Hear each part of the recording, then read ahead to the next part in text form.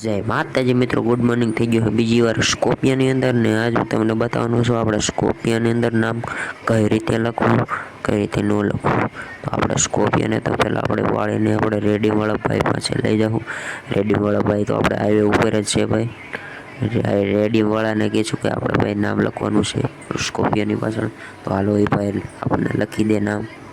Finally મિત્રો લખી દીધું છે આપણા રેડિયમવાળા ભાઈએ આપણે સ્કોપિયાની અંદર પાછળ. ભાઈ આપણે અટક લખી આપણા સ્કોપિયાની અંદર પાછળ ને આપણે અટક છે ભાઈ મેર.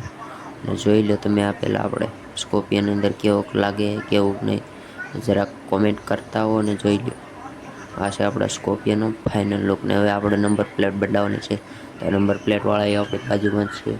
તો હાલો ફટાફટ આપણે નંબર પ્લેટ બદલાઈ નાખીએ. નંબર પ્લેટની અંદર રાખવાનું છે આપણે 1204 ને જોઈ લો આપણા નંબર પ્લેટનો ફાઇનલ લુક. કેવોક દેખાય કેવોક નહીં કોમેન્ટ કરી નાખજો ને. આ છે આપણા સ્કોપિયાનો જોઈ લો કેવોક લાગે છે કોમેન્ટ કરો. ચાલો મિત્રો, નવા નવા વિડીયો જોવા માટે તમારા ખાલી સબસ્ક્રાઈબ કરી નાખવાનું. અમારા નવા વિડીયો રોજ આવ્યા રાખશે.